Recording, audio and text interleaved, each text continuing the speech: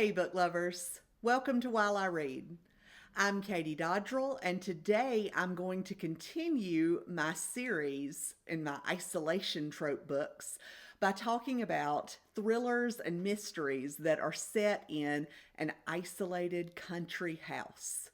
So I always love a good isolated locked room mystery. And there are some great ones that take place in various country houses or retreats. Some of the books that are on this list today are set in England, sort of the traditional English country house mystery where a murder takes place and one of the guests in the house did it, but you don't know who. But not all of these are the traditional English country house mysteries. There are lots of books set in various locations in the United States and in other countries where characters are isolated at a house somewhere and some kind of murder takes place and you're trying to figure out who did it. I always love the claustrophobic atmosphere of these thrillers. Usually, they have great descriptions of the house where it's taking place, which sometimes is a beautiful, luxurious home. Other times, it's like a crumbling mansion. So, that's always one of the most fun aspects of these types of books to me. So, as always, all of the books I talk about today are linked down below in the description. If you use that link to purchase any of these books, I'll get a small percentage of the proceeds at no extra cost to you. That's just a way that you can support my channel. So let's go ahead and get started. The first book that I'll talk about in my country house isolation tropes is The Body in the Library by Agatha Christie.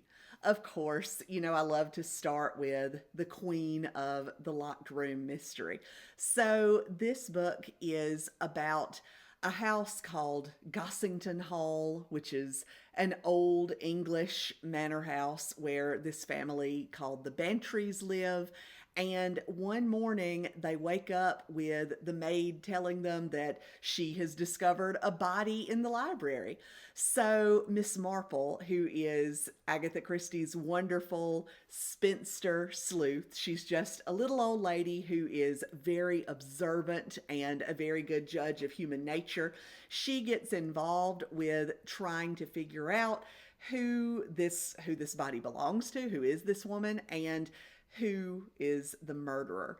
So it turns out the body is a dancer from a neighboring village. Later, there is another body discovered in a burning car. And then I believe there's a third body at some point. So there are all kinds of suspects. Of course, all of the people who are in Gossington Hall, the Bantrys and their servants. Then there's also a famous film director who's in town making a movie. There are a group of vacationers, like some young people who are nearby. Miss Marple meets all of these people and has to figure out who the real killer is. So this is a great classic isolated house mystery.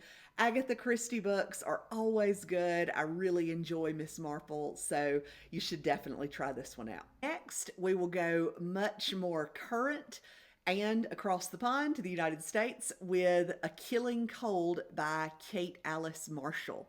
So this book just came out, I believe, in January of this year. It is about a young woman named Theodora, and she is engaged to Connor Dalton. And she is going with Connor to his family's winter retreat called Idlewood. So the Daltons are a very rich family, and they have this beautiful retreat that they go to in the mountains. And so when they go, it's snowy. There's a big, beautiful house where Connor's grandmother lives. And then there are also, it's kind of a compound with some other smaller houses surrounding it, or smaller cabins. So before Theodora goes to the house, she's been getting these threatening messages that she doesn't know who they're coming from or why they're sending them. We know that Theodora has some secrets that she's keeping from Connor and from the Dalton family. And so they get there and some kind of strange things happen. And then Theodora discovers this photo in an unused cabin, and it's a picture of her as a child. And she doesn't understand why this picture, and she was there at Idlewood as a child. So Theodora was adopted, and she doesn't really have a lot of memory of her very early years. And so she's wondering, what is her connection to the Dalton family that occurred many years before she and Connor ever met or became engaged. So this is a great atmospheric thriller. You know, she's kind of trapped, not really trapped, but yeah, kind of a little bit trapped at this retreat. She wants to make a good impression on this family, but she's also pretty nervous about what's going on. I read this book in one day. It was really good, really exciting, really compelling. So definitely a good isolated country retreat book. But next, I want to tell you about The Fiancé by Kate White. So, this is about a woman named Summer. She is an actress who lives in New York with her husband and her stepson. But this book is about their trip to her husband's family's beautiful home in, I think it's upstate New York. And so they're spending a couple of weeks in the summer at this beautiful, sprawling estate where, you know, they have a pool, they have tennis courts, there's lots of walks, lots of gourmet meals made by the staff there. So Summer is just looking forward to this relaxing retreat with her in-laws. But her brother in law brings his new girlfriend named Hannah, and Summer recognizes Hannah, but Hannah claims not to know Summer. And then Hannah just starts doing some odd things. She doesn't seem like the nicest person. Then, during their relaxing vacation, one of the family members turns up dead. And so, of course, Summer starts suspecting Hannah of the murder. So, the book is all about Summer trying to figure out, you know, what happened to this family member? Why was this person murdered? Is Hannah really bad? So it's just a great book set at this beautiful but isolated retreat. You know, Summer is there with people that she trusts, except for Hannah. But of course, there's the rich people drama. Are these people really who they seem to be? Are they really as happy as they seem to be? I always love reading this book during the summertime because it's set in the summer. The main character's name is Summer, and it's just a great summer read, and I love the isolated aspects of it. Next, we will take it back to England with Death Comes to Pemberley by P.D. James. So, this book is P.D. James' ode to Jane Austen with a mystery set in the world of Pride and Prejudice. So, it's about Elizabeth and Fitzwilliam Darcy. In this book, they've been married for 6 years. They have 2 young sons. Their family life is going well. They're living at Mr. Darcy's beautiful home, Pemberley. Well, of course, now it's Mrs. Darcy's home too. And so, you know, Pemberley is described so beautifully in the original Pride and Prejudice. And so it's great to have another book set at this lovely old English estate. So the Darcys are very happy, but then one day, as they're preparing for the autumn ball, Elizabeth's sister Lydia comes hurrying onto the grounds of Pemberley, and she's crying that her husband Wickham has been murdered. So, of course, Wickham was the villain in the original Pride and Prejudice. He and Mr. Darcy had a terrible relationship because Wickham was a terrible person. And so the Wickhams are banned from visiting Pemberley. But suddenly, here is Lydia, and it turns out that Wickham was murdered on the grounds of Pemberley. So the people at Pemberley have to start trying to figure out what happened, who murdered Wickham. So I loved, of course, the setting of this book at Pemberley. It was wonderful to read more about this beautiful old English house. It was wonderful to step back into the world of Elizabeth and Mr. Darcy. I will say that this is definitely not a fast paced or exciting book. It moves very slowly, but I savored it. I savored the mystery of it, and I savored the descriptions and these characters that I love so much. So, if you're looking for a really fast paced thriller, this is not the one for you. But if you're looking for a nice, slow burn mystery to savor, this is a great one. Next, I'll tell you about The Invite by A.J. McDine. So, this book is about a group of women, Claire, Lizzie, Megan, and Tara, and they get an invitation to come to this swanky country house for a reunion with the four of them along with their old friend Elle.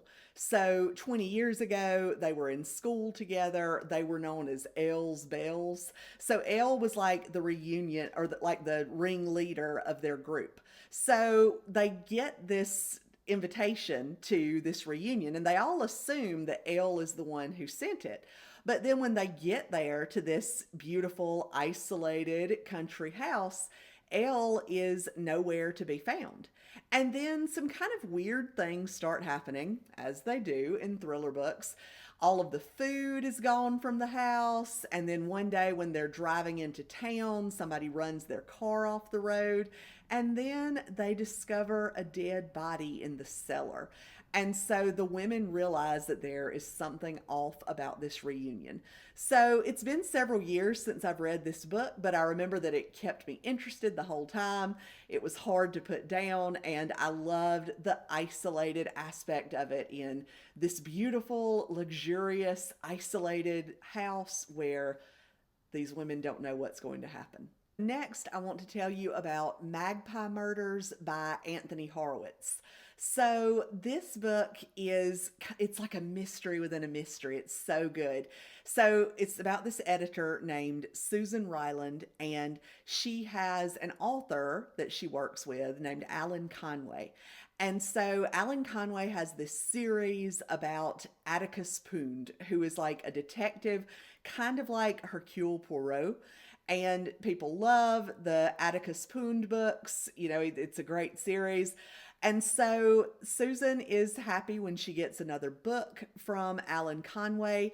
But as she's reading it, she realizes that Conway has hidden some clues in his book that may relate to a real murder. So you get to read the entire Atticus Pound book as part of your reading of the Magpie Murders. So it's about, the murder that Atticus Pound is solving, but it's also about another murder that has taken place that Susan is trying to solve. What makes this book fit into this category of books that take place at country houses is that the murder that Atticus Pound is trying to solve is at an English estate called Pye Hall.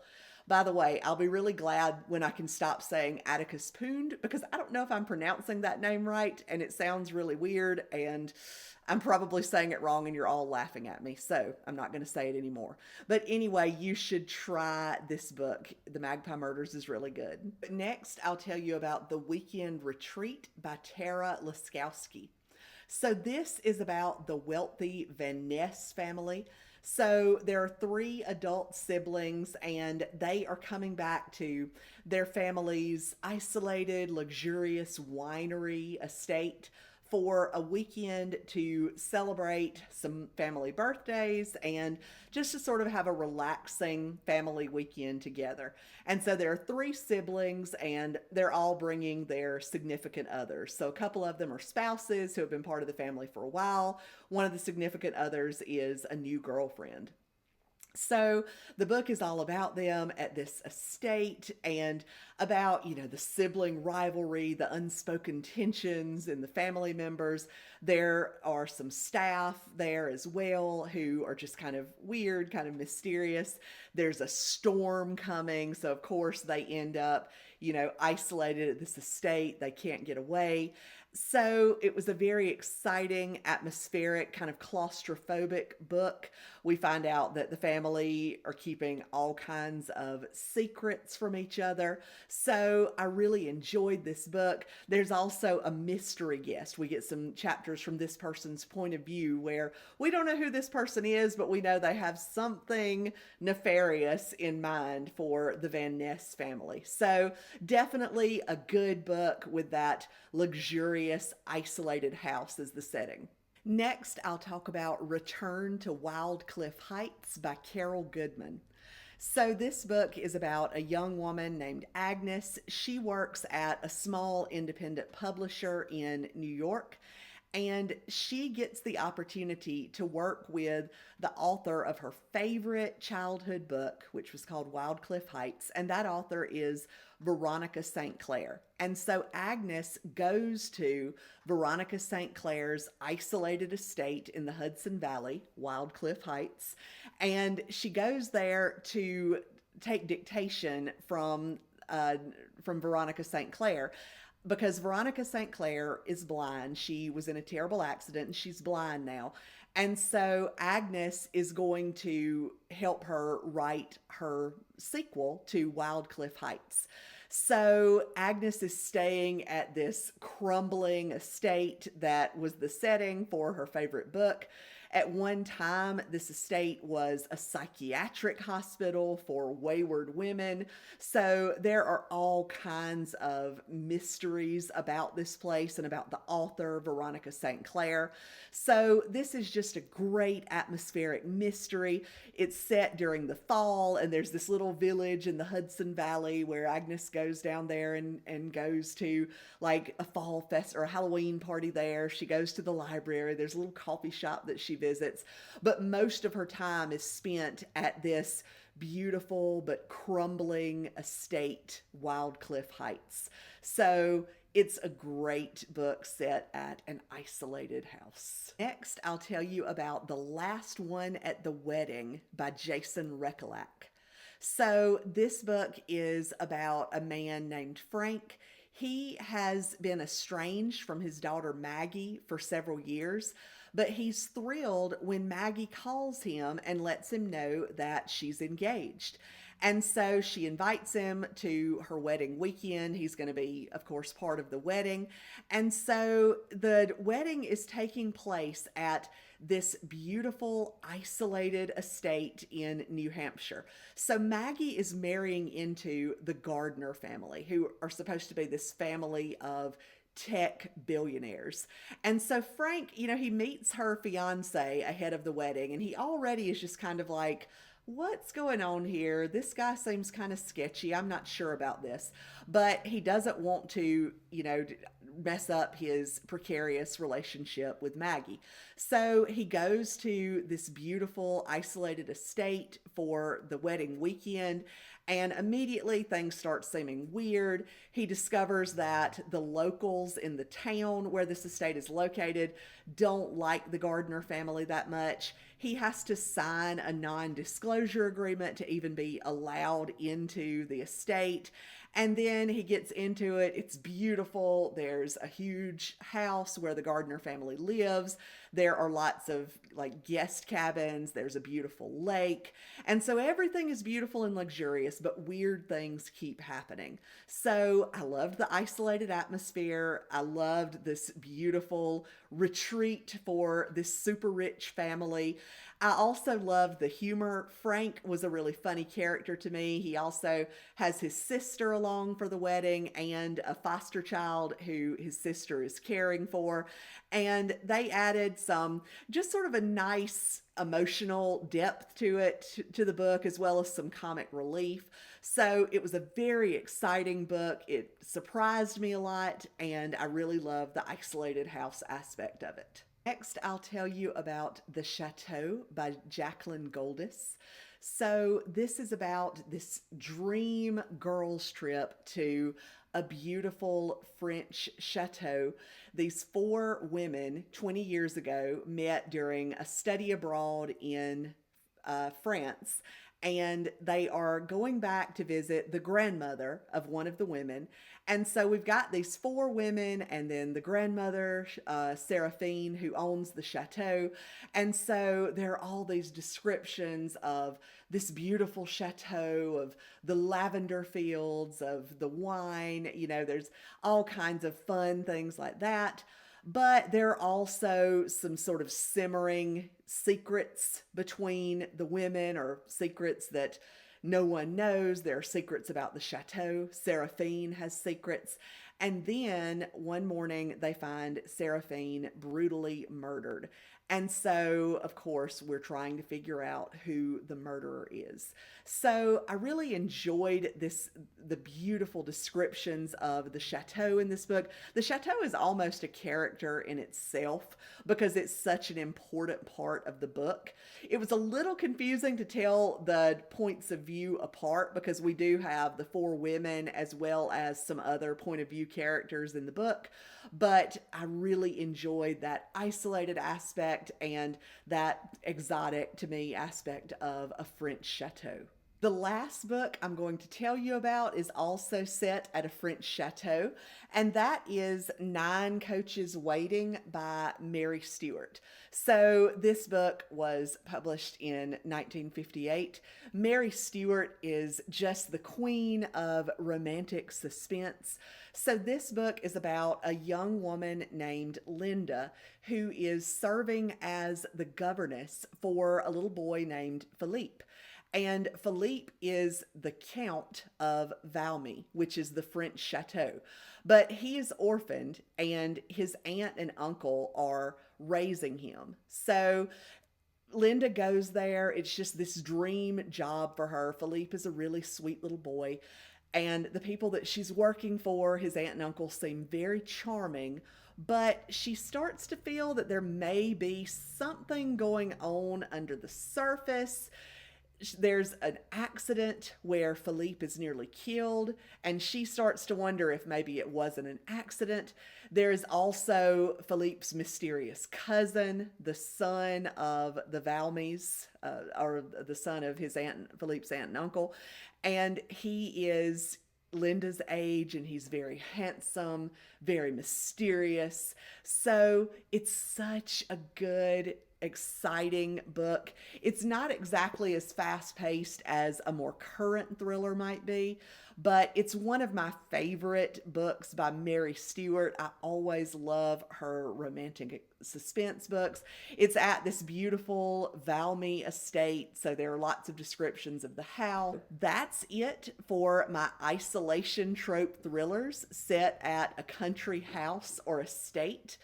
I hope that you will try out some of these. Please comment if you've read any of these or if I've convinced you to pick any of these up.